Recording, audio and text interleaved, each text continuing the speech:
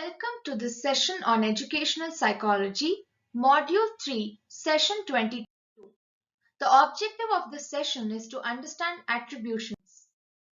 By the end of this session, you will learn about attributions and its application. We will first start off with understanding the attribution theory and its meaning. Attribution theory was developed by the social psychologists Heather, Kelly, Jones, and Ross. The theory is concerned with how people explain or attribute various causes to events. According to the attribution theory, it is normal for people to look for explanations or causes that can be attributed to their own success or failure. An assumption of the attribution theory is that people will interpret their environment in such a way as to maintain a positive self-image. There are three main categories of attributes for explaining success or failure: internal or external attributions, stable or unstable attributions, and controllable or uncontrollable attributions. Firstly, internal or external. Examples of internal factors may be that you are either stupid or bright or not interested, etc. It seems women tend to point to internal factors more than the seemingly more self-confident men. External factors are anything or anybody else you can blame. Mostly this is situational. For example, when you are late to the class, you might have overslept, but you will overlook that and point out the traffic and mention that that was the reason for you to be late, which is an external factor. The second one is stable or unstable.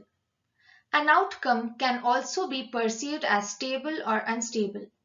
If you think the outcome is stable, then it is likely to be the same the next time as well. If on contrary it is unstable, the outcome will probably be different on another occasion. If you tend to go for the stable explanation, you may tend to rationalize.